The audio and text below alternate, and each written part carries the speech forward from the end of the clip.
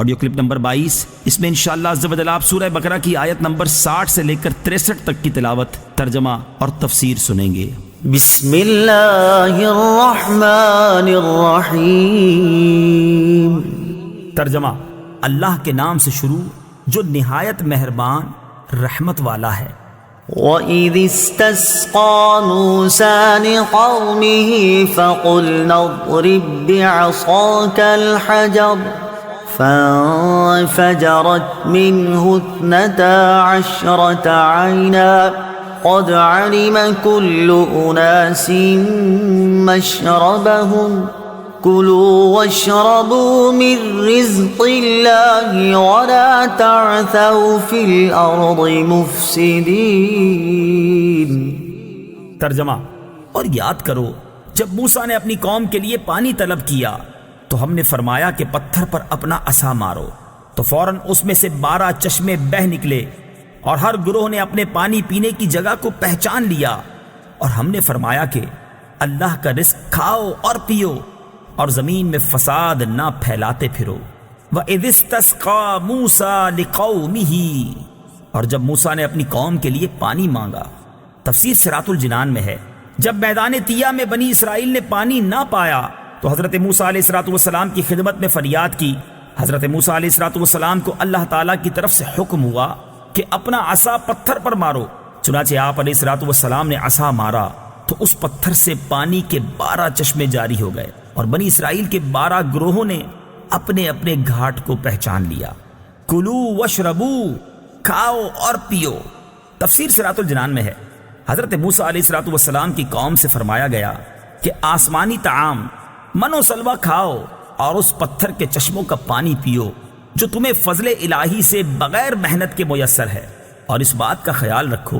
کہ فتنہ و فساد سے بچو اور گناہوں میں نہ پڑو۔ ہر امت کو یہی حکم تھا کہ اللہ تعالیٰ کا رزق کھاؤ لیکن فساد نہ پھیلاؤ، یعنی رزق کے استعمال سے منع نہیں فرمایا، بلکہ حرام کمانے، حرام کھانے، کھا کر خدا کی ناشکری و نافرمانی سے منع کیا گیا ہے۔ وَإِذْ قُلْتُمْ يَا مُوسَىٰ لَن نَّصْبِرَ عَلَىٰ طَعَامٍ وَاحِدٍ فَادْعُ لَنَا رَبَّكَ يُخْرِجْ لَنَا مِمَّا تُنبِتُ الْأَرْضُ مِن بَقْلِهَا وَقِثَّائِهَا وَفُومِهَا وَعَدَسِهَا وَبَصَلِهَا قَالَ أَتَسْتَبْدِلُونَ الَّذِي هُوَ أَدْنَىٰ بِالَّذِي هُوَ خَيْرٌ اهْبِطُوا مِصْرًا فَإِنَّ لَكُم مَّا سَأَلْتُمْ وَضُرِبَتْ عَلَيْهِمُ الذِّلَّةُ وَالْمَسْكَنَةُ وَبَاءُوا بِغَضَبٍ مِّنَ اللَّهِ ذَلِكَ بِأَنَّهُمْ كَانُوا يَكْفُرُونَ بِآيَاتِ اللَّهِ وَيَقْتُلُونَ النَّبِيِّينَ بِغَيْرِ الْحَقِّ ذَلِكَ بِمَا عَصَوا وَكَانُوا يَعْتَدُونَ۔ ترجمہ: اور جب تم نے کہا اے موسیٰ ہم ایک کھانے پر ہرگز صبر نہیں کر سکتے، لہٰذا آپ اپنے رب سے دعا کیجئے کہ ہمارے لیے وہ چیزیں نکالے جو زمین اگاتی ہے، جیسے ساگ اور ککڑی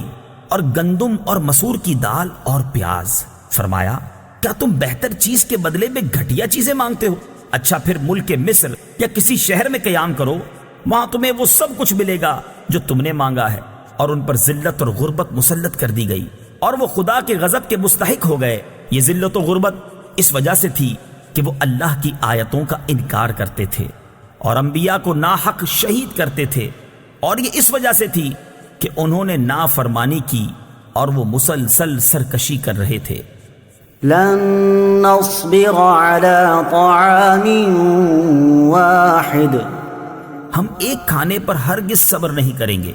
تفسیر صراط الجنان میں ہے، بعض لوگوں کی طبیعت میں کم ہمتی، نالائکی اور نیچ پن ہوتا ہے۔ آپ انہیں پکڑ کر بھی اوپر کرنا چاہیں تو وہ کم تر اور نیچے رہنے کو ترجیح دیتے ہیں۔ ایسے لوگ عموماً زندگی کی لذتوں اور نعمتوں سے فائدہ نہیں اٹھا پاتے۔ بلند ہمت اور بہتر سے بہتر کے طالب ہی خالق و مخلوق کے ہاں پسندیدہ ہوتے ہیں۔ بنی اسرائیل پر نعمتوں کے ذکر کے بعد یہاں سے ان کی کم ہمتی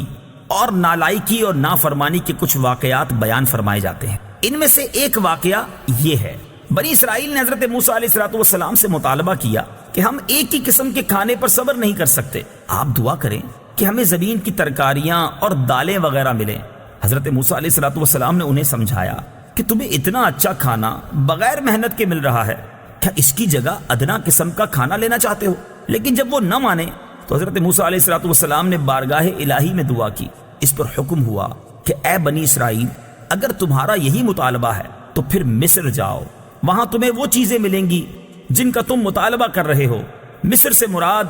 یا تو ملک مصر یا مطلقاً کوئی بھی شہر ہے۔ ان الذين آمنوا والذين هادوا والنصارى والصابئين من آمن بالله واليوم الآخر وعمل صالحا فلهم أجرهم عند ربهم ولا خوف عليهم ولا هم يحزنون وإذ أخذنا ميثاقكم ورفعنا فوقكم الطور خذوا ما آتيناكم بقوة واذكروا ما فيه لعلكم تتقون۔ ترجمہ، بے شک ایمان والوں نیز یہودیوں اور عیسائیوں اور ستاروں کی پوجا کرنے والوں میں سے جو بھی سچے دل سے اللہ پر اور آخرت کے دن پر ایمان لے آئیں اور نیک کام کریں تو ان کا ثواب ان کے رب کے پاس ہے، اور ان پر نہ کوئی خوف ہوگا اور نہ وہ غمگین ہوں گے۔ اور یاد کرو جب ہم نے تم سے عہد لیا اور تمہارے سروں پر طور پہاڑ کو معلق کر دیا اور کہا کہ مضبوطی سے تھامو اس کتاب کو جو ہم نے تمہیں عطا کی ہے، اور جو کچھ اس میں بیان کیا گیا ہے اسے یاد کرو اس امید پر کہ تم پرہیزگار بن جاؤ۔